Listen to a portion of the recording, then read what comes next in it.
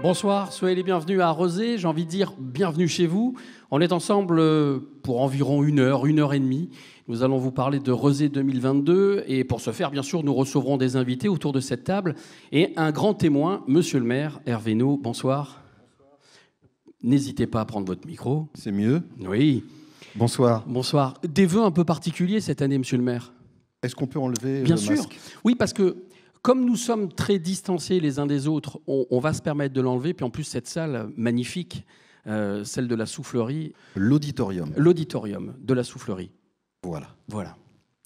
Monsieur le maire, donc je disais que ces vœux allaient être assez particuliers cette année. Et oui, l'année dernière déjà, on n'avait pas pu les organiser, à la même période évidemment, des vœux. Cette année, on a décidé de les célébrer comme tels, Oui. avec des témoins, avec les élus de quartier, pour les rendre vivants et pour conserver le lien avec les habitants, même si nous n'irons pas dans les quartiers, évidemment. Alors, avant de parler de 2022, moi, je vous propose qu'on fasse tout de suite un petit coup d'œil, donc qu'on fasse un petit coup d'œil dans le rétro. 2021 à Rezé, c'était comment? Si vous me permettez, juste avant 2021, Je vous en prie.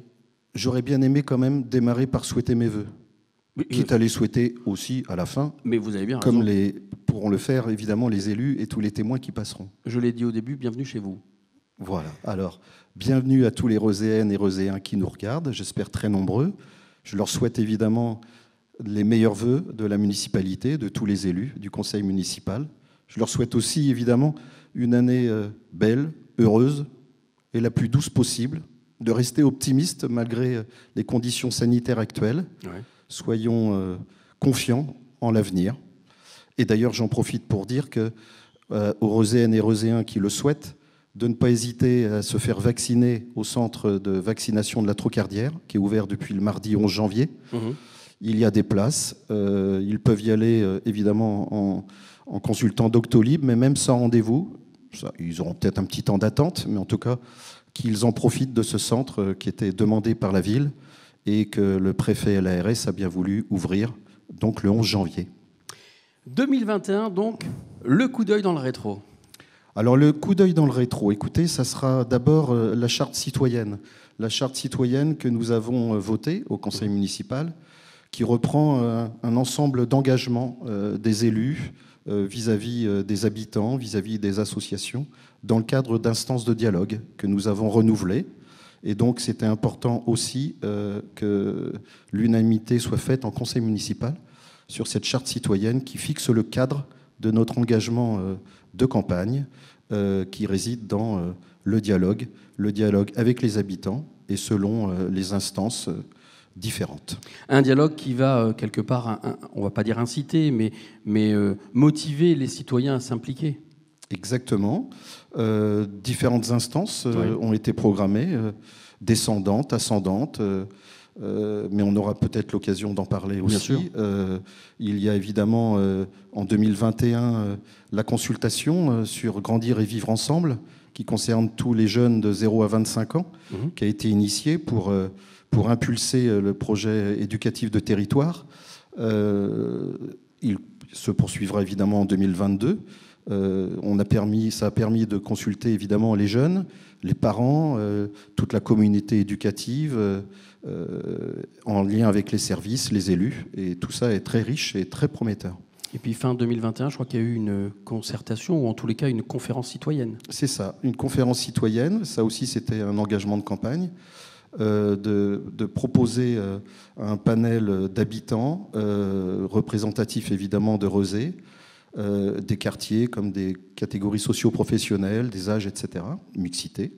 Une réflexion autour de la tranquillité publique, sujet toujours passionné, mais qui mérite d'avoir toute l'attention. On le sait, on est tous plus ou moins touchés par un cambriolage, par une agression, et les élus que nous sommes prenons cette responsabilité, même si évidemment elle est quand même la responsabilité de l'État, mais on doit écouter les habitants et faire ce que nous sommes en capacité de faire. Donc ils ont travaillé pendant presque 2 mois. ont préconisé 66 demandes que nous étudions en ce moment. Et 2022, au conseil municipal du mois de mars, je crois que c'est le 24, mais je ne suis pas sûr, 24 mars, nous donnerons toutes les réponses aux 66 préconisations. Alors ça, ce sont des moments forts, des moments forts de 2021, mais c'est tout au long de l'année que le dialogue est ouvert avec les citoyens ici à Rezé. Bien sûr, et en 2021, pendant une fenêtre météo favorable, on a pu organiser sur un mois les rencontres, les réunions dans les quartiers. On a quand même 7 quartiers, donc ça a été une belle gymnastique. Je remercie d'ailleurs les élus qui m'accompagnent dans cette démarche et puis les services qui ont œuvré pour que ça puisse se faire. On a aussi pu organiser des rencontres de quartier, les élus de quartier allant avec des adjoints thématiques vers les quartiers avec un petit bus au contact des habitants. Il y a évidemment les permanences des élus, soit mensuelles, soit hebdomadaires pour certains. Donc tout cela, évidemment, concourt à entretenir un lien indispensable que nous n'avons pas ce soir, mais en tout cas, j'espère que grâce à ces vœux qui seront télévisés, les Rezéennes et Rezéens pourront suivre tout ce qui est dit. Alors justement, si nous n'avons pas ce lien-là ce soir, c'est simplement, et on le sait tous, à cause de cette crise sanitaire. Comment est-ce que vous l'avez vécu, la crise sanitaire, à Rezé ? Écoutez, depuis que nous sommes élus, on a appris un petit peu à gérer les différentes crises. Je vous avoue que cette dernière impacte d'une manière considérable chacun d'entre nous, dans notre famille, dans nos amis, dans nos relations professionnelles. Je ne croise pas un seul jour une personne qui n'est pas touchée ou n'a pas été touchée ou ne connaît pas quelqu'un qui soit touché. Donc c'est un impact énorme sur les agents de la ville, que je remercie beaucoup pour leur travail en ce moment, parce qu'il n'est pas facile. Il n'est pas facile parce qu'il faut continuer d'offrir le service au public. Et en même temps, il y a des services qui sont durement touchés. Je pense notamment à tout ce qui est restauration scolaire, animation périscolaire, et qui nous impose à faire des choix pour poursuivre quand même vos objectifs. Nos objectifs, et surtout le fait de pouvoir accueillir les enfants le mieux possible dans les différentes structures. Alors, malgré cette crise, justement, vous avez des objectifs. Quelles sont les grandes perspectives de 2022 ? Les grandes perspectives, c'est de continuer les instances de dialogue citoyen. Je ne passerai pas sur les différents événements qui auront lieu dans les quartiers, puisque on va y revenir. Les élus de quartier le diront aussi bien que moi. Dans les instances de dialogue, nous allons, conformément à notre projet de mandat, nous allons, comment dirais-je, aborder la question des engagements de l'équipe municipale. On a créé et voté l'Observatoire des engagements, donc qui verra le jour en 2022, qui répond à un objectif de transparence sur l'action politique des élus.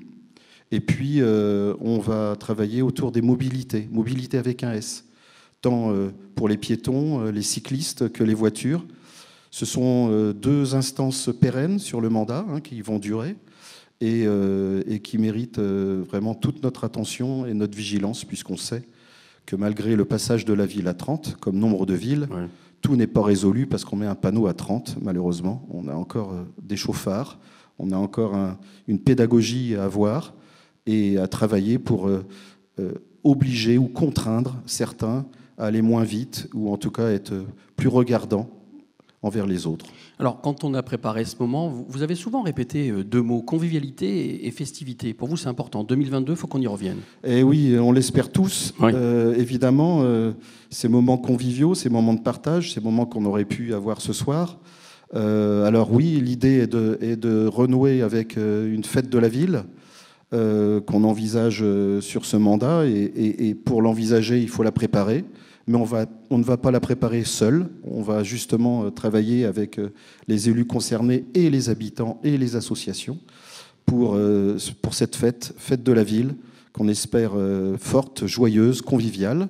En même temps, on va aussi développer, dès que les conditions sanitaires seront favorables, ou favoriser les rencontres de quartier, les échanges qui peuvent avoir lieu sans que ça gêne évidemment toute la circulation, mais en tout cas favoriser tous les liens qui nous rapprochent les uns les autres et qui peuvent terriblement manquer en ce moment. Alors festif ce sera ce soir, j'en suis sûr, convivial aussi, et puis drôle peut-être, pourquoi pas, avec une émission croquée par le Salon des Croqueurs. Vous allez voir tout au long de cette émission, tout au long de ce moment, des dessins de Catalina, de Stéphane et de Tony Torfer qui seront là pour ambiancer ce moment. Voilà, ils viendront et quand ils auront décidé de publier ou de diffuser leurs dessins, ils le feront tout à fait librement. Ben, je vous propose tout de suite un tour des quartiers de Rezé. On va y aller, on va aller se balader, et ça va commencer par la Blordière. Très bien.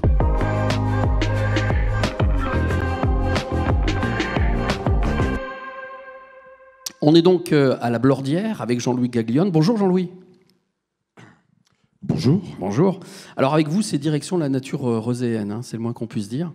On va sur les bords de Sèvres et on commence par le quai Léon Séché qui se termine. Les travaux sont terminés ou pas loin?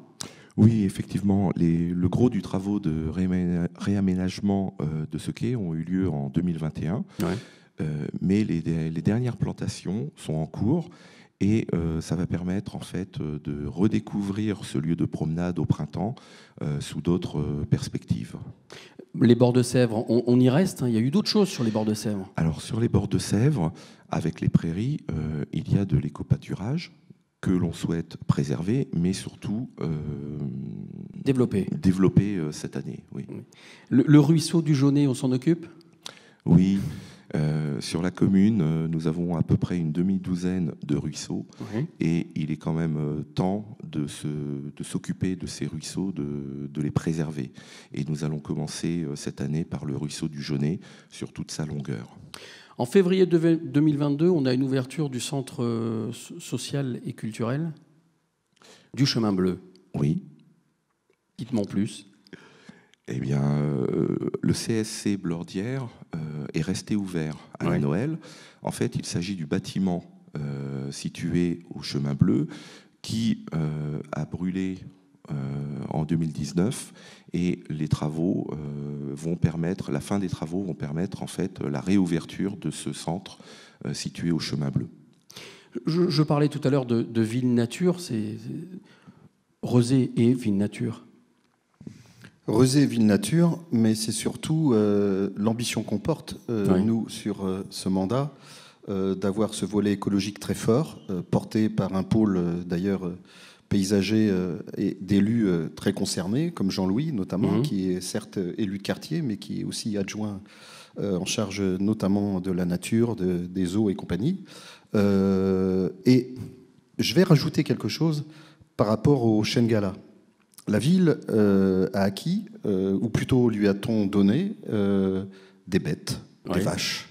Et donc là aussi, c'est l'ambition qu'on porte à travers cet achat et ce don, d'amener de plus en plus de responsabilités envers le public, envers les gens qui se baladent dans ce parc du Chêne Gala, pour prendre soin de la nature et pour éviter d'avoir ce qui peut être généré, c'est-à-dire un petit peu de papier par terre, etc., etc. Et donc de prendre soin et de prendre conscience que la nature est notre bien, et c'est important. Vous en parlez, donc je rebondis sur le sujet, mais lorsqu'on se voit donner des animaux, des bêtes, pour vous, d'un seul coup, c'est une révolution. C'est-à-dire qu'il a fallu peut-être que vous engagiez des gens qui s'en occupent, ou mettre en place un protocole, ou appeler des sous-traitants. Non, mais par contre, ça a demandé et ça demande une formation des agents des espaces verts qui vont avoir évidemment en charge non seulement l'entretien des prairies du Chêne Gala, mais aussi des bêtes. Mais ça nous conforte dans le choix aussi que nous avons sur ce mandat de développer ou d'inventer l'agriculture urbaine et pourquoi pas une ferme pédagogique.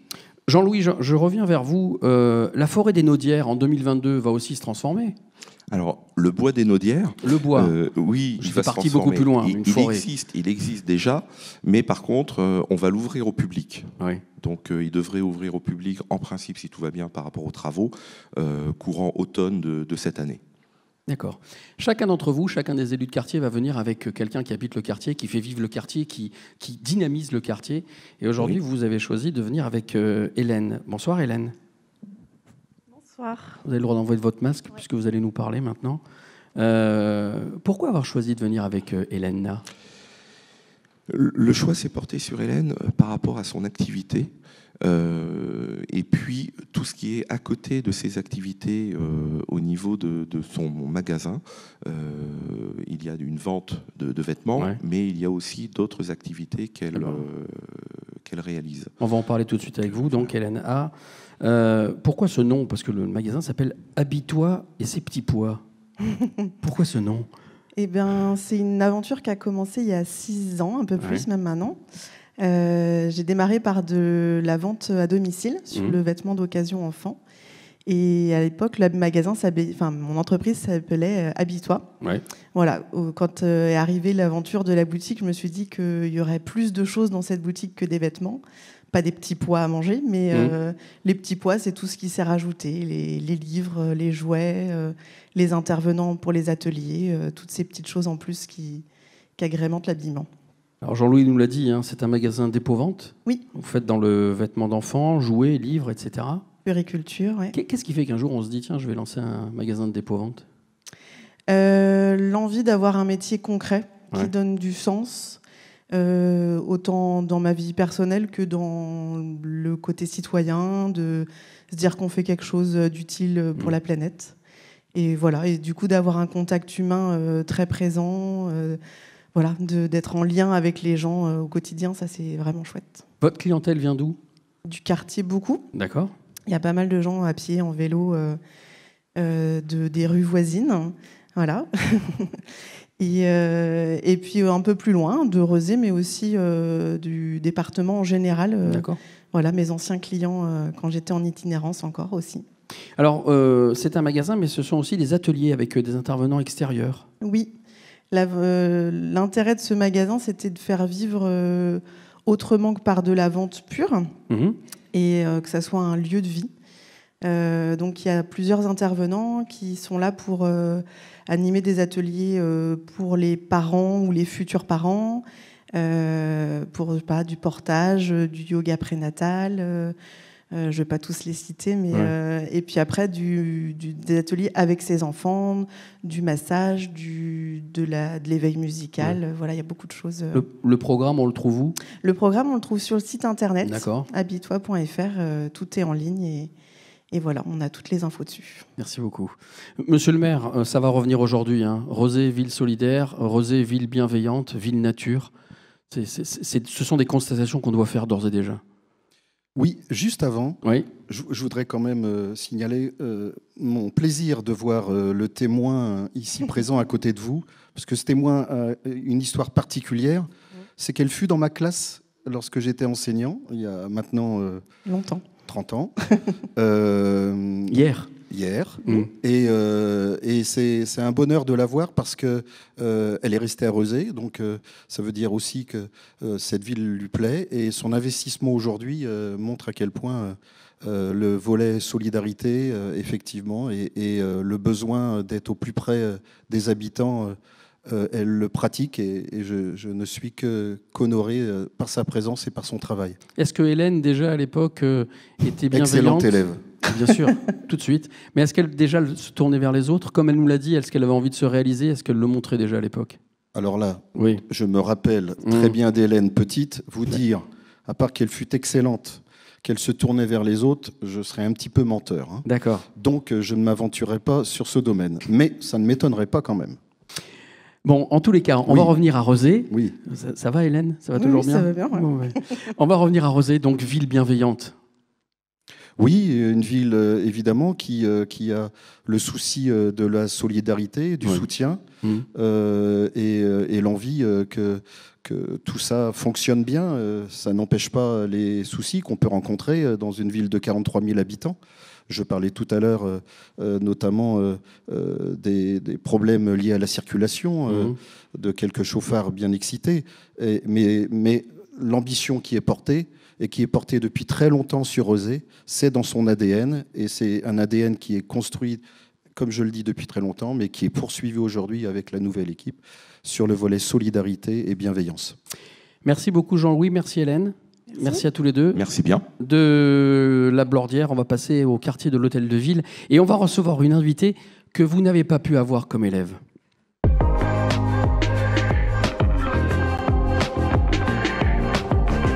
Le quartier de l'Hôtel de Ville, on en parle donc avec Didier Quérault. Bonjour Didier. Bonjour. Ou bonsoir, c'est vrai. Oui, c'est vrai. Quoique, avec le web, maintenant, on peut regarder ça le jour, la nuit, on peut le regarder à n'importe quel moment. Didier, votre quartier va profondément se transformer, c'est le moins qu'on puisse dire. Alors, il a déjà un petit peu commencé, et cette année ne va pas être d'une très grosse évolution, mais quand même. Oui. On va avoir donc toute la réfection du quartier autour de l'Hôtel de Ville, qui va surtout avoir une très très grosse transformation, à la fois dans la vie du quartier, puisque c'est un quartier avec des petites maisons historiques, et que là, ça chamboule un petit peu le paysage, n'est-ce pas Gisèle? Et puis, on va parler avec Gisèle juste après. Bonsoir Gisèle. Bonsoir. Ça fait 84 ans que vous habitez le quartier. Oui. Vous m'avez dit avoir juste traversé la rue quand vous êtes mariée. Oui, exactement. Un quartier que vous connaissez bien, donc. Absolument, oui. Et ma mère était née 3 maisons plus haut dans la même rue aussi en 1910. Ah bon, on parlera de l'histoire du quartier avec vous tout à l'heure. Le carré d'Avier, alors. Alors, je ne lance pas Gisèle sur le carré d'Avier. On en parlera tout à l'heure. Il va donner l'occasion surtout de retravailler les espaces publics, et c'est ça qui nous intéresse au titre de la ville, en élargissant les rues, en particulier en dessous de l'Hôtel de Ville, pour permettre aux bus de mieux y passer, et surtout les vélos et les piétons, parce que le quartier de l'Hôtel de Ville est un quartier un peu particulier qui jouxte toute la zone commerciale d'Atout Sud, et donc qui est extrêmement traversant par les automobiles, mais aussi surtout par les piétons et les vélos qui ne sont pas du tout en sécurité. Et donc ça va permettre de retravailler tous ces espaces-là, alors en partie, pas totalement, mais en tout cas ça va quand même nettement sécuriser les liaisons douces, qu'on appelle douces ou actives. Et puis par ailleurs, ça va redimensionner les espaces qui sont devant la mairie, parce qu'on est dans un quartier où il n'y a pas vraiment de vie de quartier, alors qu'on est sur le centre névralgique décisionnaire de la ville, assez excentré d'ailleurs, par ailleurs. Rezé est une ville assez atypique à ce niveau-là.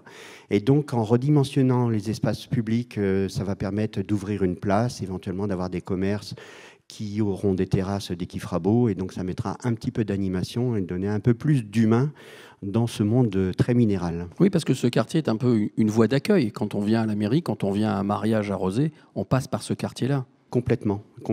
Et pour les Rezéens, qui souvent ont des marches administratives à faire quand ils arrivent sur Rezé, et pour leurs invités quand ils s'y marient. Bien sûr. Monsieur le maire, un quartier que vous connaissez bien sûr.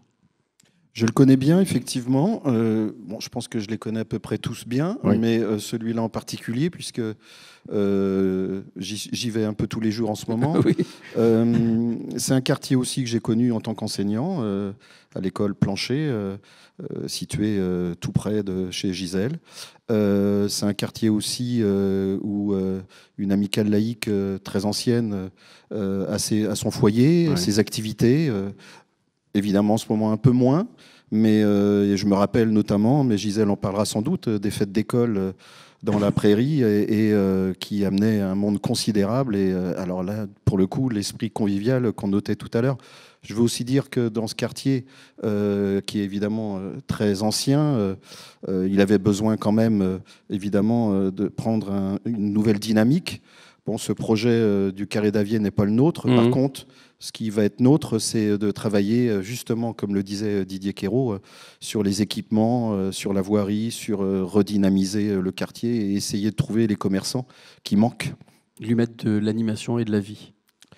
Par exemple. Et surtout, d'avoir en concordance la maison radieuse, la cité radieuse juste derrière l'hôtel de ville, qui est d'ailleurs, je le dis, j'en profite, visitable le mercredi, le samedi, j'ai plus les horaires. Je crois que le mercredi, moi je l'ai noté, puisqu'on en a parlé, donc le mercredi à 16h et le samedi à 11h. Voilà. Et qui vaut le coup d'œil.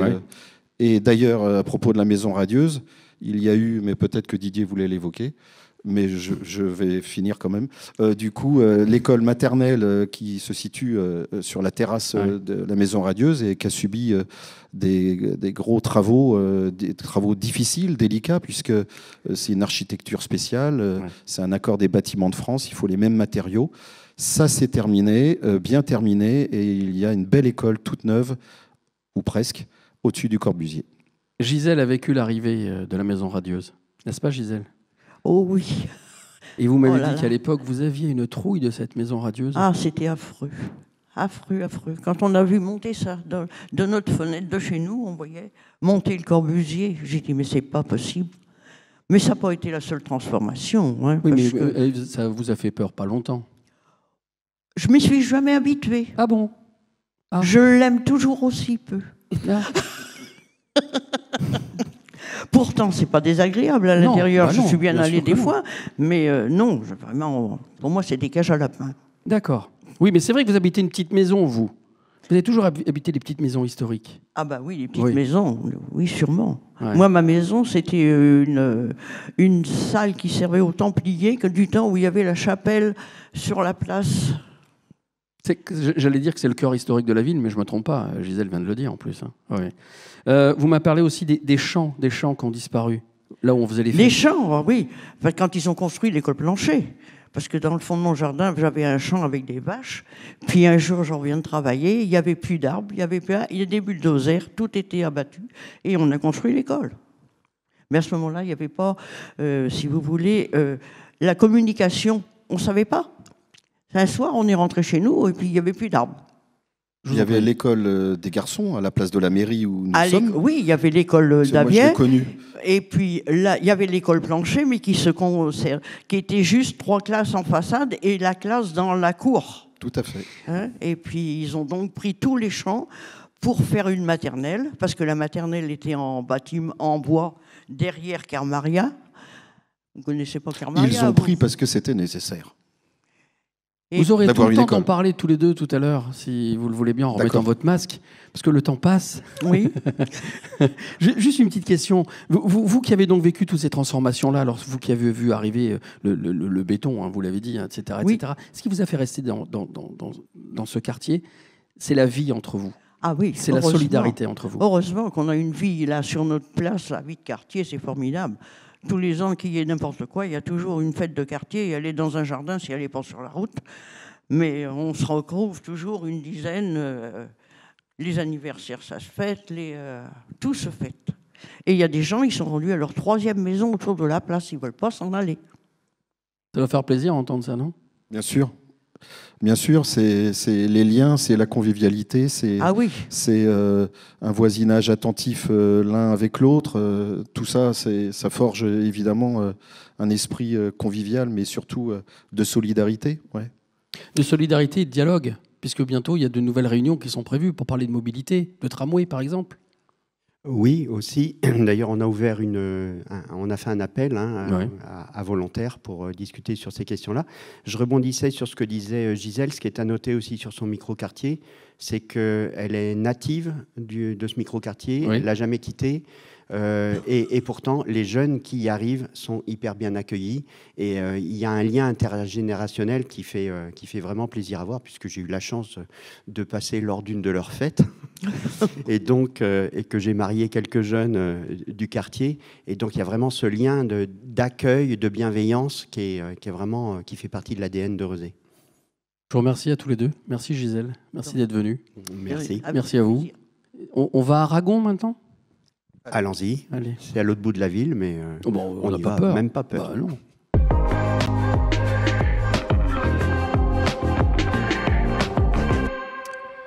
Nous sommes donc à Ragon et avec vous, Anaïs Gallet. Bonsoir. Bonsoir. Nous allons faire donc un zoom sur un lieu de vie et d'échange. C'est le centre socio-culturel de Ragon. C'est un endroit, j'ai presque envie de dire, névralgique. Oui, on peut le dire. Ouais. On peut le dire, le centre socio-culturel de Ragon va fêter ses 40 ans cette année. Il a été créé en 1982. C'était d'abord la maison de quartier de Ragon, donc autant vous dire qu'il y a toute une histoire autour de ça. 2022, on va fêter l'anniversaire, forcément. Exactement. Donc ça, c'est un moment positif, un moment de convivialité, festif. On revient dessus, monsieur le maire. Et oui, et j'espère qu'on pourra évidemment le célébrer de la manière dont il le souhaite. Et je crois que des belles animations sont prévues. Ce serait aux alentours de l'Ascension, c'est ça? Je n'ai pas de date, mais c'est ça. Oui, c'est ce qui est en train de se dessiner aujourd'hui, puisqu'on a un moment très important pour le quartier, qui est la fête des caillebottes organisée par l'Aragonaise tous les ans, une association qui a plus de 100 ans sur le quartier. Hein. Oui. et donc de s'associer à eux pour fêter les 40 ans du centre socioculturel qui fédère les différents acteurs du quartier, ça semble être une bonne opportunité et une belle date. Alors, avant cet anniversaire, il y a bien sûr toute la période que l'on vient de traverser, et le centre a eu un rôle essentiel dans cette période. Oui, on peut le dire, hein, parce que, comme pour tout le monde, la crise sanitaire, le Covid a été un moment de repli sur soi. Mais les bénévoles sont restés quand même mobilisés, et on l'a bien vu à l'occasion de Ragon Tous en Fête au mois de décembre, où le repas solidaire organisé autour de ce moment festif a été très important pour toutes les personnes isolées, pour tous les publics allophones qui ont pu venir avec leurs correspondants locaux. Et puis, donc, il y a ces grands moments dont vous nous avez parlé, puis aussi les moments tout au long de l'année, puisque vous accueillez les nouveaux habitants, dans un quartier qui est divisé en deux. Est-ouest. C'est ça. Ouais. Il y a le nord et le sud de la route de La Rochelle, mais en même temps, on va dire, il y a l'ancien et le nouveau quartier Dragon. L'ancien qui se renouvelle, il y a beaucoup de nouveaux habitants, et puis le quartier plutôt de l'autre côté, le quartier de Pro, qui est beaucoup plus récent, mais qui, de par les flux pour venir à l'école, pour venir au centre socioculturel justement, font que les deux quartiers se rencontrent. Je me trompe pas si je me dis que vous êtes en train de rechercher un nouvel élan, vous voulez redynamiser. Alors vous, tous, habitants, et vous bien sûr. Oui, je crois qu'aujourd'hui, ce qu'on cherche, c'est vraiment à fédérer encore plus cette bipolarité, et donc vraiment à amener un dynamisme, une convivialité, une fraternité, une rencontre entre ces habitants. Pourquoi vous avez choisi de venir avec Christine de l'Alter Boutique ? Bonsoir Christine. Bonsoir Christine. Eh bien, aussi pour montrer que dans ce quartier, donc on vient de parler plutôt des habitants, mais aussi on peut parler économie. Et je trouve qu'on est dans une dynamique très intéressante qui correspond à notre volonté municipale aussi, d'avoir des économies différentes. On a plusieurs scopes, plusieurs entreprises qui sont sous forme de scope. On a une recyclerie avec station-service. Et puis, on a également l'Alter Boutique avec Christine et toutes ses bénévoles, qui est une association de dons. Et donc, je trouve que c'est des modèles économiques importants et intéressants qui sont développés dans le quartier. Justement, lorsque je vous ai parlé, Christine, de l'Alter Boutique, je vous ai posé la question, c'est quel est votre modèle économique, pour reprendre votre terme. Vous avez bientôt rigolé. Bien, c'est un modèle économique qui est un petit peu différent de celui qu'on attend, puisque c'est des dons.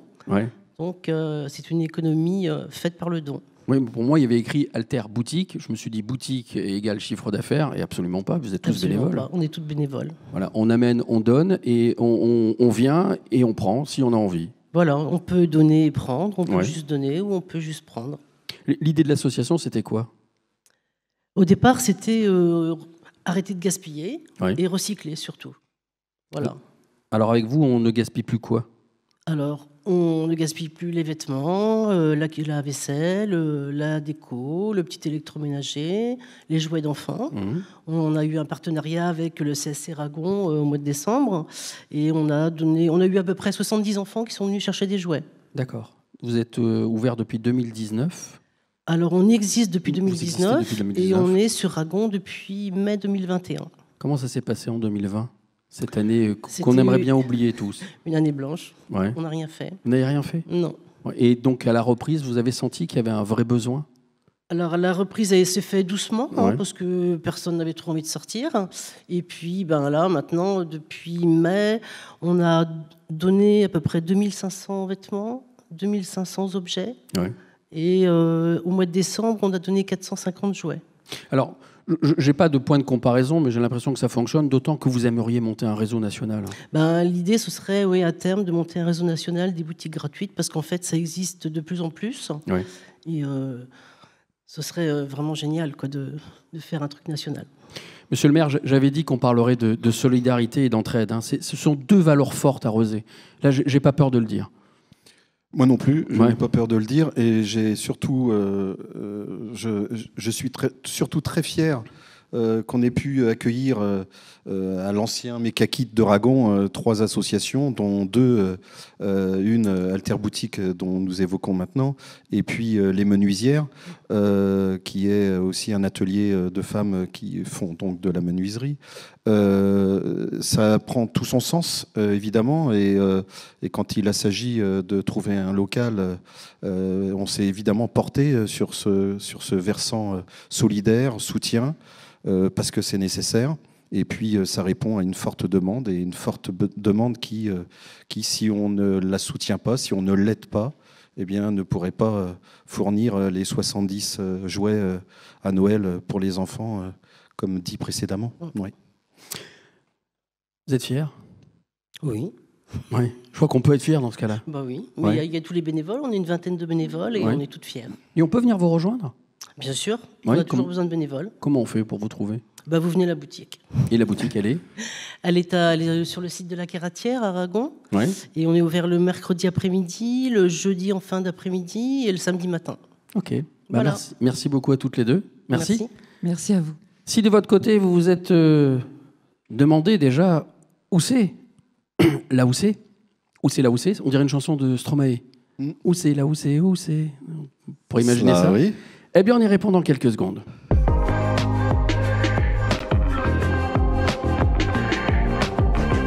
On est donc à là où c'est avec Roland Bouillet. Bonjour.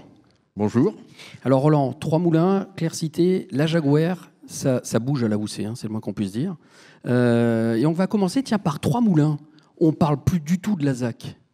Ah non, on ne parle plus de la ZAC tout simplement parce que nous avons fait le choix d'abandonner ce projet de zone de ZAC. De ZAC. Et d'en faire un espace de verdure, un parc-jardin au centre, enfin, aux Trois-Moulins. En fait, il va y avoir deux sites, si je ne me trompe pas. Il y a des jardins partagés. Oui. Donc déjà des jardins partagés qu'on va déplacer pour des raisons de pollution des sols. Oui. Donc ces travaux vont être menés dans les semaines à venir pour livrer les jardins aux jardiniers vers la fin mars, courant avril. Et après, cet été, nous ouvrirons l'espace qui sera dédié à l'intergénérationnel au grand public pour que les habitants s'imprègnent du lieu, se forgent des idées d'aménagement, et à la rentrée, nous organiserons des ateliers pour décider de l'aménagement, peut-être pas définitif, mais comment répondre aux demandes des habitants du quartier, des espaces de jeu, des espaces de plus zen, de repos, etc., etc. Monsieur le maire, justement, les Trois-Moulins, ça rentre dans le protocole urbain, paysage et environnemental de la ville de Rozay, protocole qui est tout nouveau. Tout nouveau, il a été voté en conseil municipal, et l'objectif est simple. Parmi ce protocole, il y a pour tous les nouveaux programmes immobiliers sur le territoire rozéen l'exigence du mètre carré bâti, 1 mètre carré en terre végétale. Et donc, ça implique évidemment des promoteurs de faire des choix différents qu'ils n'auraient pu faire sans ce protocole. Très engagé. Très engagé. Je veux juste rajouter sur le terrain situé sur la ZAC et qui doit être un espace partagé, c'est vraiment que les habitants se l'approprient et qu'ils vivent cet espace et qu'on y trouve tous les usages qui correspondent à chacun, et comme le disait Roland Bouillet, qu'il soit le plus intergénérationnel et lieu convivial et de partage. On va, Roland, aller maintenant du côté de Claire-Cité avec le réaménagement du Square Richard. Oui, alors le Square Richard, il est au centre du lotissement des Castors de Claire-Cité. Oui, là aussi un lieu historique de la ville de Rozay. Absolument, oui, oui, qui a fêté cette année, l'an dernier, il y a eu la fête du quartier Claire-Cité. Alors, déjà noté, je tiens à noter quand même qu'on a décidé au niveau de la municipalité de racheter le rez-de-chaussée de l'ancienne coopérative. C'est un bâtiment, y compris emblématique du quartier. Et à côté de ce bâtiment, il y a le square Richard, et on va engager une concertation, y compris avec les habitants du quartier, sur le futur aménagement de ce square important dans la vie du quartier. Et vous savez déjà ce que vous allez faire avec le rez-de-chaussée du bâtiment, de la coopérative, ou pas encore? Vous avez acheté l'espace et puis vous allez voir? Alors, en général, quand une ville achète, elle s'y prépare et elle réfléchit un petit peu à l'usage qu'elle pourrait faire du bien qu'elle va acquérir. Donc, oui, et notamment en lien avec ce quartier, ce lotissement des Castors, il y a une association, évidemment, et cette association a besoin de locaux. Elle organise régulièrement... Alors, pas régulièrement des fêtes, mais en tout cas des moments conviviaux, des moments de partage. Ils ont concouru à verdir des espaces de leur propre initiative. Donc c'est un local qui va être destiné évidemment pour le tissu associatif, eux et d'autres, parce que maintenant on est dans des périodes où il faut mieux mutualiser, réfléchir et trouver des associations qui peuvent évidemment être dans le même lieu, c'est mieux, et puis partager les espaces communs. Donc c'est l'ambition qu'on porte sur ce local que nous avons acquis. Roland, on finit avec la Jaguar? Oui, alors on finit avec l'écoquartier de la Jaguar, tout simplement parce que c'est un nouveau quartier de Rezé qui est sorti de terre, sur des anciennes terres maraîchères, 800 logements, si je ne me trompe pas, aujourd'hui. À peu près, on peut estimer à entre 2000 et 2500 nouveaux habitantes à Rezé. Ouais. Et on a un réel besoin de réfléchir collectivement, ensemble, avec les habitants, les habitantes, sur l'animation du quartier, sur le vivre ensemble dans ce quartier. Parce qu'effectivement, ils sont là, mais il y a aujourd'hui, on a l'impression qu'on ne peut pas rester dans la situation actuelle. Ouais. On a commencé à y impulser une dynamique avec la présence de temps en temps de commerces non sédentaires, le cyclomarché qui est un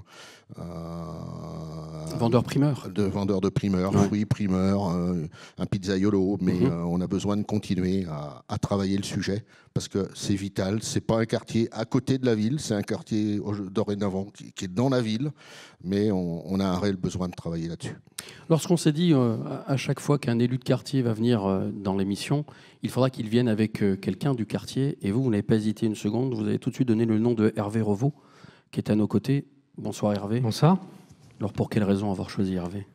Alors Hervé, c'est déjà un habitant du quartier, bah oui, là où c'est. Deuxièmement, c'est un bénévole de l'amicale laïque Houssay-Chêne-Creux. Et c'est surtout qu'il est investi personnellement dans l'école du sport adapté. Qui est une très belle initiative, mais je lui laisse le soin de... Bah oui. De la présenter. D'en parler, bien sûr. Alors, justement, qu'est-ce que c'est que Hervé, l'école du sport adapté? L'école du sport adapté, c'est une activité sportive qui est proposée aux enfants à besoins particuliers. Pour cela, nous sommes allés voir les classes Ulysse de Rezé, les collèges, les écoles, les classes Ulysse, et on a proposé cette activité sportive, multisportive. On propose plusieurs sports différents. Des sports de ballon, mais pas que. Voilà, un peu d'athlétisme, un peu de sport de raquette, sport de ballon également. Ouais. Mais toujours adapté, c'est-à-dire que vous adaptez les règles du sport en fonction des jeunes. Les règles sont adaptées aux enfants. Ouais. Okay. Effectivement, on réadapte les règles pour que chacun puisse y trouver son compte et se faire plaisir à faire du sport. Alors, vous êtes à l'origine de cette école. Exactement. C'est suite à une conversation, presque à un défi. Ah oui, c'est presque ça. Enfin, disons que lors d'une réunion, alors je suis également représentant à l'OMS de Rezé, donc je suis bénévole à l'OMS et à l'amicale Houssay-Chêne-Creux, parce que je gère les activités école du sport de manière générale au sein de l'OMS et au sein de l'amicale Houssay-Chêne-Creux. Et donc lors d'une réunion où j'ai été invité, élu élus du département, élus de la ville, on fait un petit reproche à Rezé. Il n'y a rien sur le sport adapté à Rezé et ailleurs, puisque sur Nantes Métropole, il y avait rien. À l'époque, il n'y avait rien. Il n'y avait rien à l'époque. Depuis, il y a 2 autres écoles de sport adaptées qui se sont ouvertes. J'ai vérifié. Ouais. Une à Saint-Herblain, si je me souviens. Une à Saint-Herblain, c'est ça. Et une à Nantes. Et donc, il n'y avait rien. Et donc, j'ai pris ça un peu comme un défi. Et donc, il y avait déjà une école de sport adaptée qui fonctionnait à Valette. On est allé voir, avec l'amicale, avec les membres de l'OMS, on est allé voir comment il fonctionnait. Et donc, on a pris modèle de leur pratique et on a donc débuté cette activité. Alors, on a pu le faire parce que la halle de la Trocardière a été transformée en salle de sport et ça permettait d'ouvrir de nouveaux créneaux. Donc, s'il n'y avait pas eu cette halle de la Trocardière, jamais la question n'aurait été posée. Et aujourd'hui, en 2022, puisque nous sommes en 2022, donc c'est la 3e année. Donc 2 bénévoles, une éducatrice sportive Exactement. Et une quinzaine d'enfants. Et voilà, 14 enfants pour une capacité d'accueil à 16. Donc on a 2 groupes, un le mercredi après-midi, l'autre le samedi matin. Voilà. Et ça fonctionne très bien, les enfants ont plaisir à venir. Des bienfaits constatés ? Les bienfaits, quand la première année, on a des enfants qui sont là maintenant depuis 2 ans. La première année, certains venaient capuche sur la tête, bonnet, et il était difficile de les voir retirer leur bonnet, retirer leur capuche. Maintenant, c'est tout juste s'ils ne nous sautent pas dans les bras quand ils viennent faire l'activité. Donc, il y a vraiment un plaisir, et les parents, sans compter les parents qui nous remercient régulièrement de proposer cette activité, puisque effectivement, c'est très, très difficile. Donc, on accueille des enfants de 7 à 14 ans pour cette activité. Merci pour votre générosité. À vous et aux autres bénévoles. Merci beaucoup. Merci beaucoup. Alors, je rajouterai, si vous le voulez bien. Vous êtes chez vous, une nouvelle fois, je vous le répète. Il est modeste, Hervé Revaux. Avant l'école de sport adaptée, il co-dirigeait l'école de sport tout court, multisport. Mais toujours, oui, mais à l'époque, et ça depuis longtemps, comme d'ailleurs nombre d'amicales sur le territoire roséen, on en a 5 qui œuvrent au quotidien en soutien auprès des écoles publiques, mais aussi sur des activités de ce style qui accueillent les enfants dans les différents gymnases roséens. On va maintenant, si vous le voulez bien, parler des écoles de ce quartier. Parce que j'ai comme qui dire l'impression qu'il y a eu des changements dans les écoles du quartier. L'école Simone Veil et celle du Chêne-Creux. Oui, alors l'école Simone Veil, anciennement la Housset, pour ceux qui l'ignoreraient, a subi des grosses rénovations. Alors il y a d'abord eu, dans les années précédentes, l'école maternelle totalement neuve, qui a remplacé donc l'ancienne, et puis des travaux de rénovation complets sur l'école Simone Veil, avec les enfants et les classes qui sont en ce moment toujours pendant les travaux. Et donc il a fallu là aussi jongler entre les travaux qui méritent d'être faits avec beaucoup de bruit, et d'avoir le moins d'impact possible pour les classes. Et d'ailleurs, je remercie beaucoup les enseignants et les enfants et les parents d'avoir été patient et d'être encore patient, puisqu'on a une première tranche qui se termine, mais la deuxième va commencer, puisque c'est une rénovation sur site, c'est toujours très très compliqué à organiser, surtout que là il ne s'agit pas d'une petite, mais quasiment d'une rénovation totale, comme je le disais, qui doit se terminer cet été, je l'espère. C'est prévu pour avoir une rentrée dans une école toute neuve, celle de Simone Veil. Et vous me parliez de l'autre école. L'autre école, il s'agit de l'école du Chêne-Creux. Les deux d'ailleurs correspondent à l'amicale laïque Housset-Chêne-Creux, où quand tout va bien, il y a la fête des écoles en question dans le parc de la Housset au mois de juin. L'école du Chêne-Creux subit aussi une rénovation thermique et de façade, mais surtout un agrandissement et une rénovation totale du restaurant scolaire. Là, qui voit la fin approcher. Je pense que d'ici février-mars, les enfants devraient être accueillis de nouveau dans leur dans leur nouveau restaurant scolaire. Donc c'est très bien. Et puis tout à l'heure, on parlait de cours. Ouais. Il y a aussi l'ambition portée sur ce mandat d'une réflexion autour des cours et d'aménagement des cours inclusives. Alors inclusive, voulant bien dire ce que ça veut dire. On peut continuer à jouer au foot. Oui. Mais aussi, on peut continuer... On tolère tout le monde autour.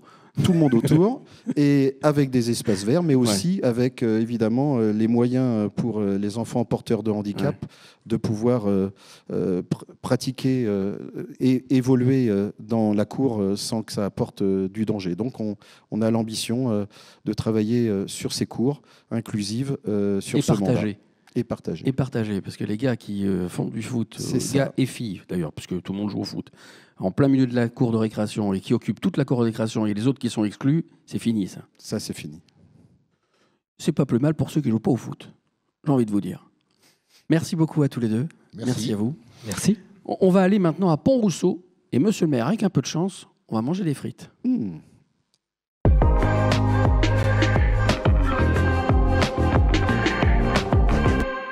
On est donc à Pont-Rousseau avec Laurent Le Breton. Bonjour Laurent. Bonjour. Alors Laurent, pour se donner une échelle d'importance du quartier sur la ville, Pont-Rousseau, c'est 10 000 habitants, c'est 25% de la population roséenne. D'où sans doute l'envie d'animer ce quartier, la vie des habitants. Et ça va passer par un pôle d'attractivité, d'animation. Oui, tout à fait. Donc, comme vous l'avez dit, le quartier de Pont-Rousseau est un quartier dense et qui, effectivement, doit associer donc à la fois des personnes qui vivent dans ce qu'on appelle l'habitat vertical et puis aussi des maisons individuelles. Et donc, il s'agit effectivement pour nous, dans le cadre de ce mandat, donc d'accompagner, et de faciliter en fait toutes les initiatives qui permettent, comme vous l'avez dit, donc d'animer le quartier. Ce pôle dynamique d'attractivité, il va être plus précisément où ? Celui que vous préparez pour 2022 ? Alors, comme vous le savez, sur le quartier de Pont-Rousseau, il y a plusieurs pôles. On pourrait citer Saint-Paul. Ouais. On pourrait parler aussi, on va en reparler tout à l'heure avec notre invité, la place du 8 mai. Oui. Mais il y a aussi donc un pôle qui nous intéresse en particulier et que l'on a souhaité mettre en avant ce soir, c'est le parvis autour donc de la gare de Pont-Rousseau, donc à proximité de l'hôpital privé Confluent et puis je dirais au terminus du tram et de la gare, l'ancienne gare SNCF. Il y a plusieurs projets qui sont là. Oui, alors on soutient actuellement et on accompagne tous les porteurs de projets qui ont comme aussi ambition, au-delà d'une activité commerciale, de développer aussi un volet social pour là aussi continuer à partager, à créer du lien, à animer, à apporter de la vie finalement dans ce quartier et de continuer à le dynamiser. Alors je sais qu'il y a pas mal de projets qui sont en cours. Certains restent encore à stabiliser, à concrétiser, mais c'est vrai qu'il y a une véritable volonté. Oui, tout à fait. Donc, avec les élus thématiques, avec l'ensemble des agents municipaux que je salue ce soir et auprès desquels aussi je voudrais rappeler aussi donc leur contribution au quotidien pour aussi accompagner tous les habitants pour améliorer ce qui reste encore à améliorer, mais aussi donc les accompagner donc sur les initiatives cette année, en 2022. Alors, il y a bien sûr des commerces résidents, des associations résidentes, et puis il y a aussi les ambulants que vous avez décidé de faire venir pour faire en sorte d'animer chaque jour la place, les places. Voilà. Alors, on a parlé un instant du pôle Confluent, à proximité donc du parvis près de la gare, mais on voulait ce soir, et donc on a souhaité inviter donc un commerçant non sédentaire pour là aussi, et qui une personne qui va se présenter aussi, qui nous a paru très sympathique et qui est notamment très haut en couleur. On va aussi faire sa connaissance ce soir et qui, pour nous, est représentatif aussi de ce que peut apporter aussi un commerçant dans les quartiers. Et que c'est important qu'un commerçant ambulant ait de la personnalité parce qu'il met de l'animation sur la place et sur sa place. On est donc avec celui que l'on appelle, et c'est le nom de son entreprise, le Diable Rouge. Bonjour Fabien. Bonjour. Alors vous êtes belge. Tout à fait. D'où le Diable Rouge. Exactement. On parlera de football à la fin, si vous le voulez bien. Avec plaisir. Je vous en prie. À Rosé, vous êtes là depuis combien de temps ? Alors, depuis 3 mois et demi, nous sommes arrivés début septembre sur la place 8 mai. Ça a été avec un grand bonheur que nous sommes enfin arrivés à Rezé, car la première demande que nous avions faite au préalable, c'était en 2017, au moment de la création de l'entreprise. Malheureusement, la mairie n'a pas accepté à l'époque, tout à fait. La nouvelle mairie, quand elle s'est mise en place, on a relativement rapidement renvoyé un courrier de demande. Et là, très vite, on a eu une réponse relativement favorable, en tout cas déjà de mise en place d'un dossier avec une rencontre avec les personnages de la mairie. Quand je vous ai demandé pour quelle raison est-ce que vous avez autant insisté pour venir à Rezé, vous m'avez dit parce que Rezé, c'est la ville qui va bien avec mon entreprise. Exactement. Pourquoi ? Parce que ce que nous faisons, c'est pas la grande cuisine comme la France connaît, mais c'est de la cuisine du quotidien chez nous. Et puis, je trouvais aussi que Rezé est une commune plutôt rurale, malgré que ce soit une grande ville, ça reste encore très rural, très ouvrier et très accessible. Et les personnes sont aussi très accessibles. Et très populaires. Tout à fait. Ouais, c'est une ville très populaire. Alors, vendez-vous donc des frites belges, mais pas que, vous vendez aussi des produits belges. C'est quoi les frites belges ? C'est fait avec des patates, c'est comme les frites françaises. Presque, parce que chez nous, non seulement on les coupe sur place, mais en plus on va les cuire et les pré-cuire à la graisse de bœuf. D'accord. Et c'est là la petite différence et qui fait toute la différence d'ailleurs, c'est que la graisse de bœuf rend la frite moins grasse et beaucoup plus digeste, et avec un goût incomparable. Vous les avez goûtés, monsieur le maire ? J'ai goûté les frites du Diable Rouge. Ouais. J'ai aussi goûté ces gaufres.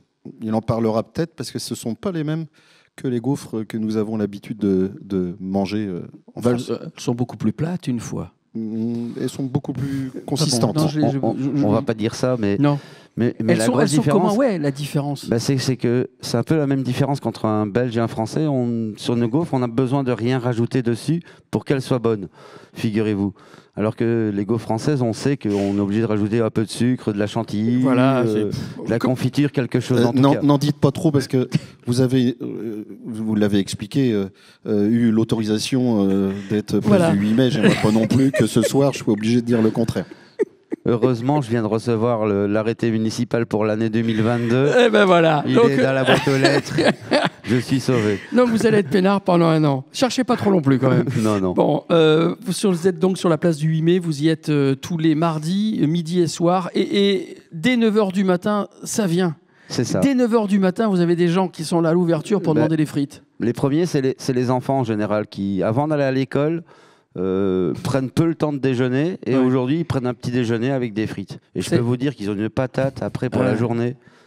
Bah au moins avec les frites on s'embête pas entre la chocolatine et le pain au chocolat, on dit des frites et c'est des frites. C'est ça. Des frites. Voilà, avec de la mayonnaise qui pique. Voilà. Quel est votre objectif ?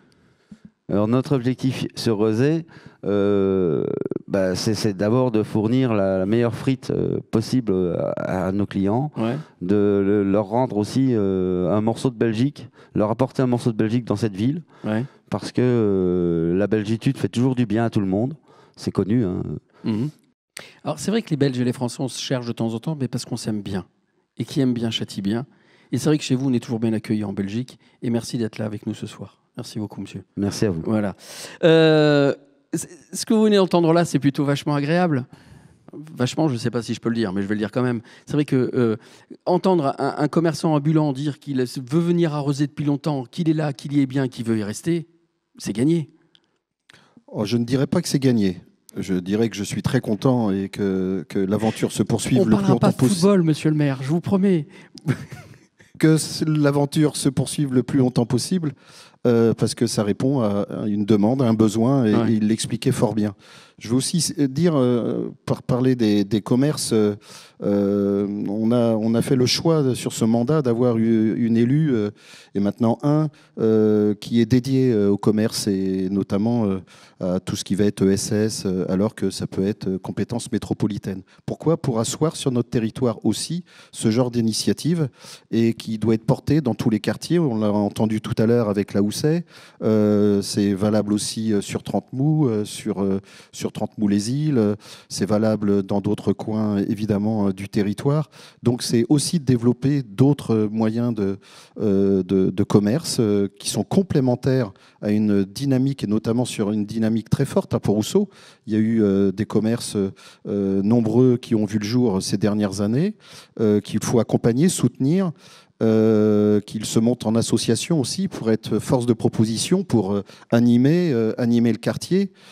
Saint-Paul aussi, on en parlait tout à l'heure, un quartier très commerçant, des commerces de bouche mais pas que, et avec une association il y a quelques années que nous allons tenter avec les commerçants de Saint-Paul de remonter pour pouvoir justement réorganiser des fêtes. Il y avait des animations, des vides-greniers, donc c'est tout cela l'ambition que nous portons, nous, dynamiser le commerce de proximité, le favoriser et le soutenir. Vous parlez de l'ESS, l'économie solidaire et sociale. J'ai l'impression qu'elle fait partie de la culture euséenne. Oui, elle fait partie de la culture euséenne et nous voulons vraiment avoir cet angle fort sur ce mandat, d'avoir ces commerces à circuit court, avoir cette possibilité aussi, on en reparlera sans doute dans le quartier de Trente-Mou avec la ressourcerie, mais voilà, d'avoir cette empreinte-là, parce qu'elle correspond à un besoin, à une attente, et on l'a bien vu pendant le confinement, qu'il était nécessaire aussi d'avoir une autre manière de s'alimenter et de commencer à avoir cette réflexion un peu plus poussée qu'elle ne l'était à l'époque. Merci beaucoup à tous les deux. Merci. Merci. Après Pont-Rousseau, on va aller dans le quartier du Château. Allez.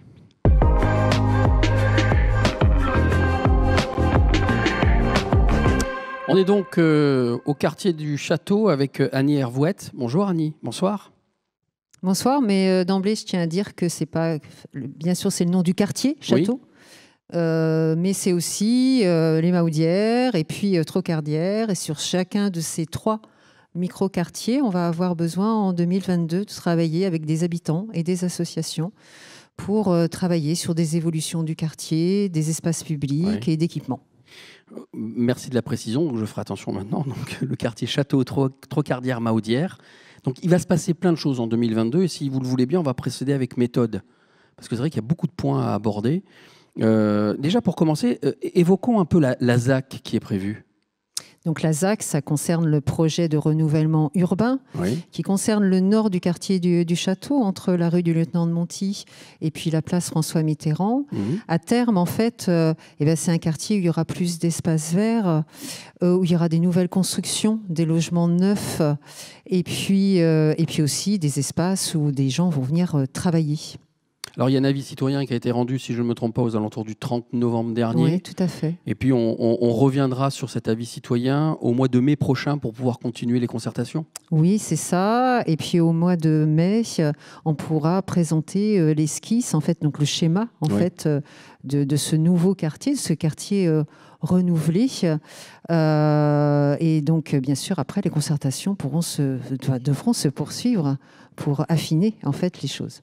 Très attendu par les habitants. Mais on n'en dira cette pas rénovation du château. Mais on n'en dira pas plus ce soir, puisqu'on doit attendre les avis qui seront rendus au mois de mai prochain. Alors, au-delà de la ZAC, on va aussi s'intéresser aux usages de la baraque à son. La baraque à son, elle est située dans le périmètre de la ZAC. C'est l'ancienne MJC, c'est l'ancienne aussi centre socio-culturel. Donc, c'était vraiment un lieu de vie sur le quartier qui était très investi par les habitants. C'est maintenant en fait un lieu de résidence artistique et de diffusion culturelle. Et on a perdu en fait un peu cet espace vie, cet espace ressources. Et donc, on souhaite concerter avec les structures, les associations, pour définir en fait d'autres usages. On parle de la maison du développement durable ? Oui, bien sûr. La Maison du Développement Durable, elle est située donc en bas de la médiathèque. Elle développe tout un programme d'action, mais elle n'est pas. Enfin, il y a quelque chose à développer pour que les habitants, là aussi situés à proximité, puissent davantage l'investir. Et puis on va aussi rénover le City Stade.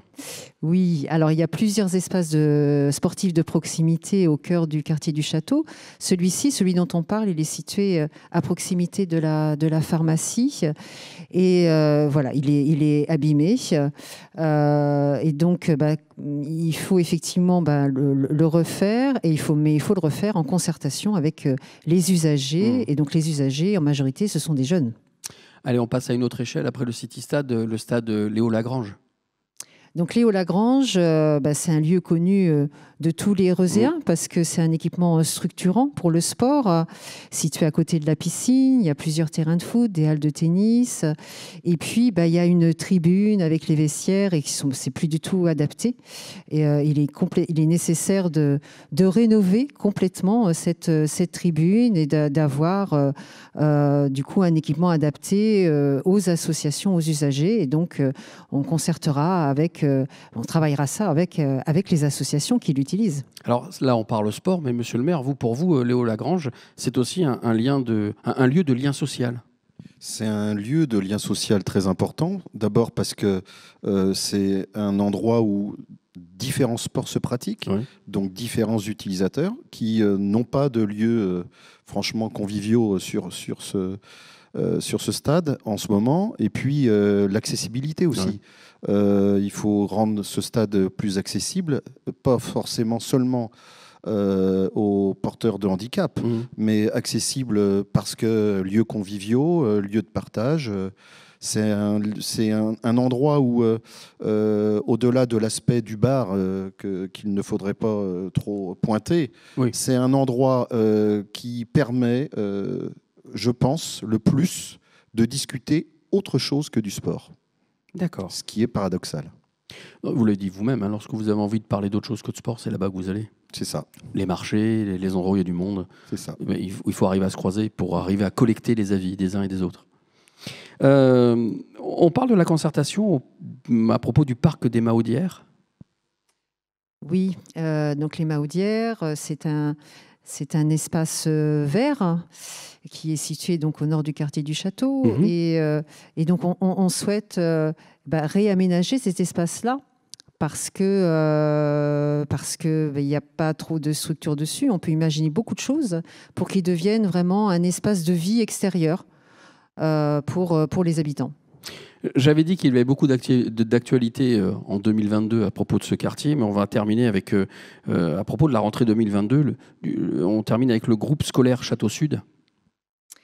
À Château Sud, il y a 300 enfants qui mangent le midi. C'est beaucoup. C'est presque 80% des enfants scolarisés qui mangent à l'école. Et donc, les lieux sont beaucoup trop exigus. Il n'y a pas d'espace pour les maternelles. Et il y a également un manque de place depuis quelques années pour les accueils du midi et du soir. Donc, il devenait vraiment urgent de faire quelque chose. Donc là, il va y avoir une salle qui va être réaménagée à usage de restaurant. Et dans la cour va être installé un préfabriqué, donc avec deux salles. Donc un préfabriqué, une surface totale de 140 mètres carrés, qui va permettre d'installer le périscolaire. Donc c'est un projet qu'on a présenté au directeur d'école, à l'association de parents d'élèves, de façon à ce que soit sûr en fait, qu'il soit bien adapté aux besoins. On a parlé beaucoup d'aménagement, de réaménagement, de travaux. On parle maintenant d'animation et de vie de quartier. Pourquoi est-ce que vous avez choisi de venir avec Roxane ? Bonsoir Roxane. J'ai choisi de venir avec Roxane, qui fait partie de l'association Magmatica, parce que ce sont des jeunes filles qui se sont engagées, qui mènent des projets autour de la culture et du sport, et puis également de l'égalité femmes-hommes. Et donc, elles ont participé à la fête de quartier, qui est un événement important, qui malheureusement a été annulé, là aussi, cette année. Et voilà, elle témoigne en fait du dynamisme des jeunes et de l'engagement. Et pour moi, c'est important. Alors Roxane, c'est l'histoire en tous les cas, Magmatica, l'association, c'est l'histoire de trois jeunes filles, vous nous l'avez dit, 3 jeunes femmes qui voulaient juste se rassembler et faire des choses en commun à propos du skate, autour du skatepark, ça je ne me trompe pas, la culture urbaine, etc. Oui, nous on était 3 jeunes femmes qui voulions organiser des événements en fait, pour rassembler les gens. Ouais. Et on habitait à Rezé, à Château, nouvelle arrivante, mais avec vraiment l'envie de pouvoir voir ce qu'on pouvait faire ici et de rassembler les habitants en fait, entre nous tous autour de musique et de fêtes. D'où Magma Fusion, le nom du festival. Voilà, c'était en fait nous on veut s'appuyer sur les acteurs existants. Donc c'est pour ça que la première année on était avec le centre socioculturel. C'était en 2020 ? En 2020, oui. 20, ouais. Et voir des artistes locaux. On a appelé des gens qui faisaient du skate localement aussi. Plein d'intervenants en fait qui avaient l'habitude de travailler avec Château et qui sont revenus pour l'événement. Et puis vous nous l'avez dit, ce jour-là, et les autres jours aussi d'ailleurs, le skatepark était partagé entre les garçons et les filles. C'est important ça. Oui, et en fait, comme nous, on est des filles, on voulait vraiment montrer des exemples en fait, sur les scènes en touchant des milieux urbains, donc plutôt à tendance masculine quand on parle de skate ou de rap. Ouais. Et c'était vraiment en fait, proposer des exemples à des jeunes filles de skateuses, de rappeuses, de DJ. Et tout ce qu'on voit en concert, on peut aussi faire un atelier après par la suite où on peut essayer soi-même. Et puis avec plein d'enfants qui viennent tester justement le skate, qui viennent tester l'open mic, qui viennent tester plein de choses. C'était ça qui était vachement intéressant, c'était le côté partage, quoi. Oui. Vous êtes fait plaisir sur ce coup-là ? Oui, on s'est fait très plaisir et puis on était contents de pouvoir voir sur le même endroit des gens qui venaient de Nantes. Donc c'était aussi d'ouvrir le quartier parce que de base nous on est nantaises. Ouais. Et de voir les gens, les habitants de Château, il y avait plusieurs ambiances. C'était très familial et très jeune. Alors, il y a eu une deuxième opération en 2021, et puis une troisième qui aura lieu en 2022. Tout à fait. Oui. Vous avez déjà une date ? Oui, le 25 juin. Et qu'est-ce qu'il y aura au programme ? Vous le savez déjà ou pas ? Oui, enfin, je ne peux pas tout vous dire, hein, mais il y aura un open mic, sûrement, des concerts. Et nous, en fait, notre idée, c'est aussi de détourner le skatepark pour montrer qu'on peut faire autre chose. Donc, ramener de la musique ou des danseurs dedans. D'accord. Et toujours un peu en mode guinguette dans le parc, avec des ateliers pour les enfants. Ce sera donc le 25 juin et on sera là. Voilà. Monsieur le maire, beaucoup d'actualités, on l'a dit. Hein ? C'est riche. Oui. Juste un complément à aux propos d'Annie tout à l'heure. Je vous en prie. Annie Hervouette. Sur le groupe scolaire Château Sud, elle utilise le terme préfabriqué.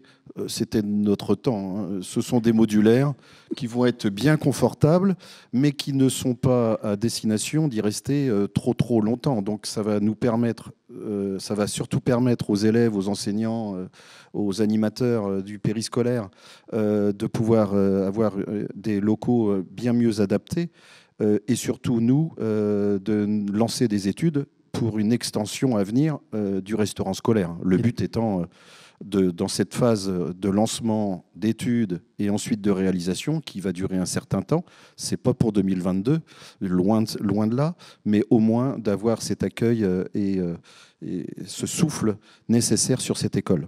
Petite parenthèse, souvenez-vous, à notre époque, on parlait des préfats. Oui, hein, les préfats. Je cours en préfat. Bon, on va revenir justement sur le quartier avec le prolongement de l'ouverture du Lidl. Ça a rendu service. Oui, là aussi, c'était évidemment, quand on a appris la nouvelle que le Lidl allait peut-être disparaître du château de Rezé, du centre commercial, ça nous a un peu choqués. Et donc, on a eu nombre de rendez-vous avec les représentants du Lidl pour convenir que leur place était bien là. Elle s'inscrivait aussi dans une logique de besoin de la population et d'animation sur le territoire. Donc, on est dans ce travail avec Annie, en élu de quartier notamment, sur comment animer cette place Mitterrand, ce centre autour de toutes ces cellules commerciales, le rendre vivant, attractif et pour tous. La maison des services ? La maison des services qui est prévue début février, qui offrira donc, comme son nom l'indique, des services aux habitants. Alors aux habitants du quartier, mais pas que. Hein, c'est ouvert à toutes les Rezéennes et Rezéens, avec une aide physique sur évidemment l'emploi de tout ce qui est dématérialisé, et puis avec une antenne du CSC aussi qui permettra de faire le lien avec le centre social culturel qui se situe tout près de l'école Château Sud, et d'avoir cette antenne et d'avoir toute cette animation qui va contribuer à rendre cette place et toute cette zone commerciale plus attractive et, je l'espère, plus animée dans le bon sens du terme. Inutile de parler du service qui sera rendu par la réouverture de la maison du cabinet médical, avec l'arrivée de 4 nouveaux médecins. Tout à fait. Alors 4, on l'espère, mais en tout cas, le cabinet va ouvrir au cours du premier trimestre. Ça a été long. On a racheté le cabinet à peine on était élu de mémoire, et tout ce temps a été nécessaire pour trouver des médecins qui veulent bien intégrer le château et ce cabinet médical, puisque pendant ce temps-là, évidemment, il y a eu carence médicale sur notre territoire, comme dans d'autres territoires malheureusement. Et enfin, on va trouver solution pour tous les habitants qui, pour le moment, n'ont pas de médecin traitant. Et on sera complet lorsqu'on aura parlé de la concertation sur les sports hors les murs.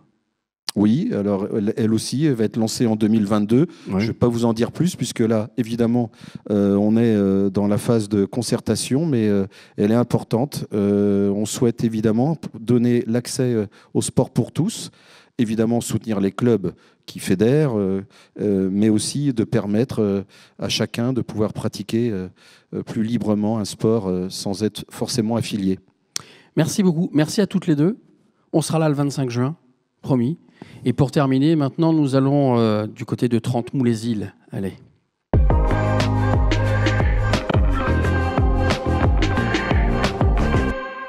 Nous sommes donc à Trente-Mous-les-Îles avec Benjamin Geluso. Bonjour. Bonjour. Alors, vous êtes coordinateur des élus de quartier. Absolument. Alors, je tenais quand même à vous remercier pour le travail et l'aide que vous m'avez fournie tout au long de la préparation de cette émission. Mais on vous remercie également. Et l'ensemble des élus de quartier, parce que sans vous, je pense que j'aurais pas beaucoup avancé. Merci de votre patience. Merci à vous, merci à eux. Alors, Benjamin, 2022, ce sera une année de transition avant une profonde transformation du quartier. Exactement, donc nous voilà à Trente-Mous-les-Îles, les quartiers nord de Rezé. Trente-Mous-les-Îles, c'est 4 quartiers, Autil, Bacil, Nord-Cuse et Trente-Mous. J'aime à le rappeler parce qu'on l'oublie souvent. Un quartier qui nous est envié par d'autres voisines nantaises, mais dont je rappelle qu'il est bel et bien rezéen, et nous en sommes très heureux. Oui. Le quartier Trente-Mous-les-Îles s'inscrit dans la centralité métropolitaine. Il y a de gros projets de transformation tout autour du quartier, effectivement. Et pour commencer, la ZAC des îles. Exactement. Alors ZAC, zone d'aménagement concerté, c'est un projet qui est en gestation depuis de nombreuses années. On en voit le bout, puisqu'on va voir sortir de terre les premières constructions. 2022 est une année de transition. On est dans la phase de conception finale, de consultation des entreprises et de construction à cheval sur 2022 ou 2023. Et pour une arrivée prévisionnelle des premiers habitants dès 2026. En différentes phases, je ne rentre pas forcément dans le détail aujourd'hui. Alors, il y a des projets de changement en ce qui concerne la localisation de l'embarcadère, donc de nouvelles lignes de navibus, et puis j'apprends peut-être une ligne de tramway qui viendrait jusqu'à Trente-Mous.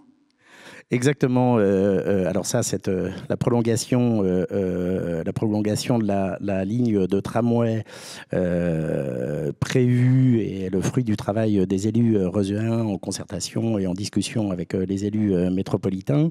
Effectivement. Alors je vais l'aborder sous différents aspects. Vous l'avez dit, modification des transports autour et au cœur du quartier de Trente-Mous-les-Îles. Vous avez commencé par citer l'embarcadère, donc je vais démarrer par ça. Et c'est effectivement chronologiquement ce qui va se passer en premier, à cheval sur 2023-2024, mais on va en parler dès 2022. Il va y avoir un deuxième embarcadère au niveau des Sablières. D'accord. Avec des liaisons vers Gare Maritime et vers le Bas-Chantenay, avec une vocation à usage des déplacements pendulaires. Les déplacements pendulaires, c'est quoi? C'est plutôt dédié aux personnes qui viennent se garer Sud-Loire et qui vont aller traverser par le navibus pour aller bosser Nord-Loire.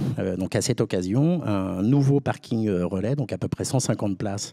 Donc un nouveau parking relais va voir le jour, et non pas sur les sablières, dont on est très heureux qu'à ce jour, les sablières restent à l'état sauvage, si vous me permettez l'expression, parce qu'il n'est pas question de l'artificialiser. Donc le parking relais sera du côté de la rue de la Californie. D'accord. L'embarcadère actuel est préservé, mais l'usage sera plus saisonnier et aura une vocation à balade.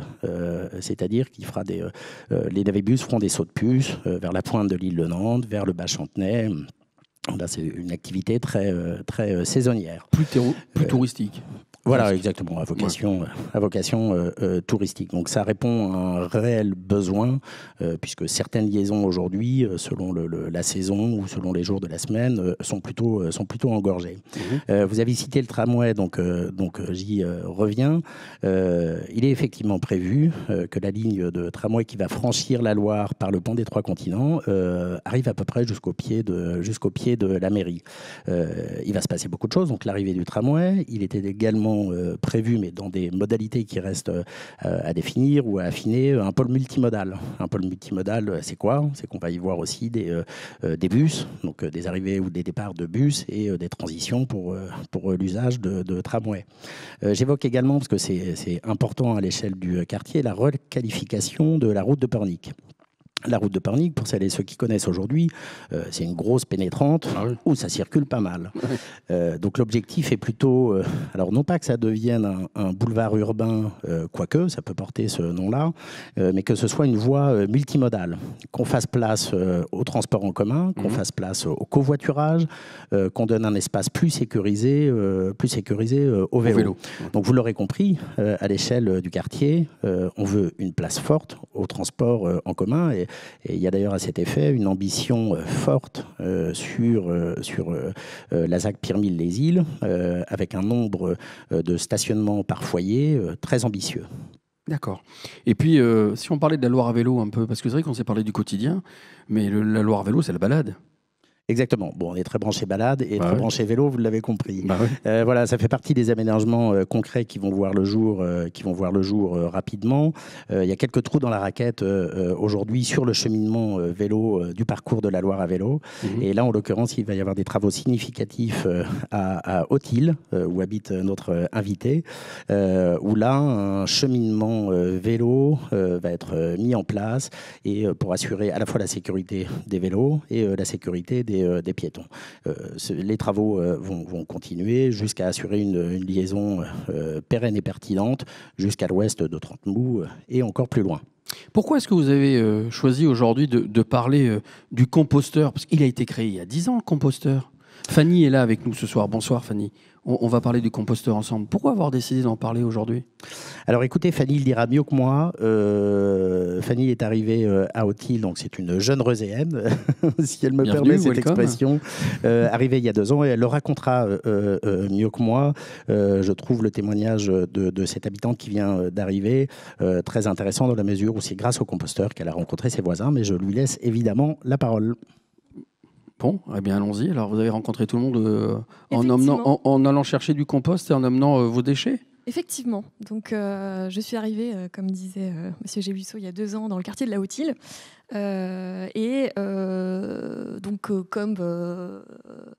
Comme beaucoup, j'ai souhaité composter mes déchets et j'ai trouvé au composteur bien plus qu'un lieu de compostage. C'est vraiment la place du village. En fait, on a 3 places dans le village de la Haute-Île. Mais finalement, le composteur, qui est un tout petit endroit face à la Loire, donc c'est merveilleux, permet à tout le monde, que ce soit les enfants, les plus vieux, tout un chacun, de se retrouver le samedi matin.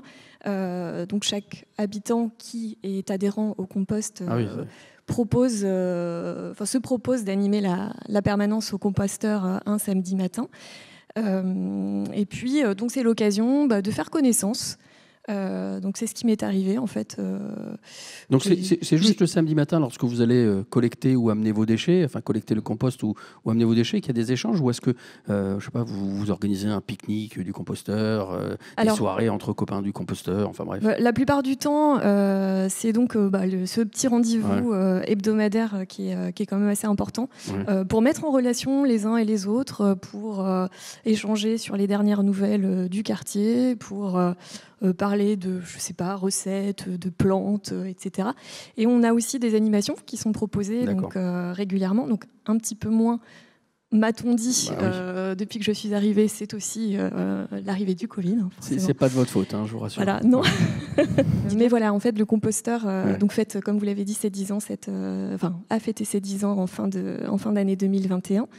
Donc il y a eu une petite animation autour de cet anniversaire, mais donc régulièrement il y a soit des idées qui germent, donc ça va être la fête des Lumières qui existe maintenant depuis 2 années de suite, qui a germé comme ça suite à une discussion entre 2 habitants du quartier, une ancienne habitante de Lyon qui disait mais pourquoi à la Haute-Île on n'a pas notre fête des Lumières comme à Lyon?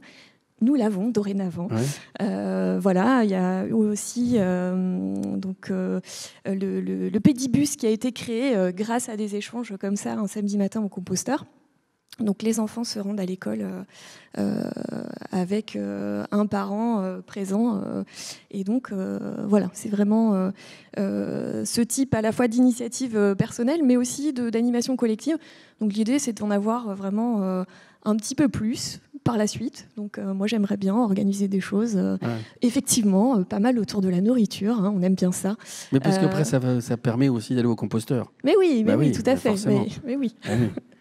Et donc voilà, pourquoi pas, donc pas forcément autour que du compost d'ailleurs, ou des plantes ou des insectes, mais vraiment de partager ensemble un moment de convivialité et de rencontre des uns des autres. Alors, si vous me permettez... Je vous permets, mais je vous permets depuis le début. Je rajoute aux enceintes sportives comme lieu social et conviviaux les composteurs. Mais oui, il faudrait mettre des composteurs partout dans la ville, monsieur le maire. Voilà. Mais c'est sûr que ça favorise les liens, évidemment, mais c'est surtout quand ils sont gérés comme tels. Parce que des composteurs, on peut en avoir, mais il faut avoir aussi l'organisation qui va avec pour le rendu du composteur. Au-delà du partage de la recette. Bien sûr, l'association qui accompagne tout cela. Exactement. Mais c'est à développer. Les ambitions sont énormes sur le quartier. Oui, beaucoup de changements à venir. Et encore, on n'a pas évoqué, mais ça ne sera pas non plus pour 2022, comme ce qui a été évoqué d'ailleurs précédemment, la piscine olympique qui a été votée au dernier conseil métropolitain et qui mérite donc toute l'attention portée sur les déplacements et les déplacements d'où aussi le pôle évoqué par Benjamin et puis toute la desserte nécessaire pour qu'elle s'inscrive, cette piscine olympique, dans le cadre de la ZAC et dans l'aménagement que nous, élus, avec évidemment les services de la métropole et les élus métropolitains, nous souhaitons exemplaire. Un pôle touristique, un pôle qui attire tout le monde, hein, Trente-Mous. Vous l'avez dit à un moment, j'ai noté la petite précision, préciser aux Aminantais que ça appartient à Rezé, Trente-Mous. On a bien vu que vous êtes fiers et c'est votre territoire. C'est un territoire évidemment reuséen, puisque c'est un des 7 quartiers. Il est sur les rives de Loire. Il est effectivement, il fait partie du voyage à Nantes. Il fait partie des guides touristiques, et tant mieux. Mais il doit aussi être associé aux habitants qui y habitent. Et pour cela, il faut avoir une justesse d'esprit et une finesse pour que, entre les touristes, entre les habitants, que tout ce petit monde puisse cohabiter de la meilleure des façons. Et c'est comme ça que chacun pourra évoluer à Trente-Mous de la meilleure manière qu'il soit. C'est l'ambition que nous souhaitons aussi, préserver un cadre de vie tout en n'omettant pas évidemment que c'est un quartier très touristique. Et qui fait de l'œil à tout ce qui est en face. Voilà, merci beaucoup à tous les deux. Merci d'être venus ce soir. Merci à vous. Monsieur le maire, nous avons terminé ce tour de Rezé, mais je vous propose tout de suite le dernier mot. Merci, et je remercie d'abord en premier lieu les élus qui se sont prêtés au jeu de cette cérémonie des vœux particulière, ainsi que les témoins, acteurs de leur quartier. Je veux aussi dire aux habitantes et aux habitants qu'au courant décembre, ils ont reçu notre projet de mandat. Ce projet de mandat, nous allons évidemment le mettre en action dès 2022. 2022 doit s'ouvrir sur une année de solidarité et je veux exprimer au nom des élus du conseil municipal ce soir notre solidarité pleine et entière envers le personnel soignant, envers la communauté éducative au sens large qui en ce moment a beaucoup de difficultés et sur lequel j'apporte et nous apportons tout le soutien nécessaire. Je veux aussi apporter toute la solidarité aux plus fragiles, aux personnes âgées. Nous allons relancer la démarche Ville Amie des aînés qui a toute son importance et autour de cette démarche, toutes les associations qui œuvrent au quotidien auprès des personnes âgées, mais aussi auprès des personnes vulnérables. C'est toute l'ambition que nous portons pour 2022, en plus de toutes les actions déclinées qui ont pu être données ce soir. Donc pour tout cela, et en espérant que la confiance revienne, que l'optimisme revienne, je souhaite mes meilleurs vœux et les meilleurs vœux de l'équipe municipale aux habitantes et aux habitants, une année la plus douce et heureuse possible. Ensemble, nous pouvons la construire et ensemble, nous pourrons y croire. Merci. Merci beaucoup, monsieur le maire. À bientôt.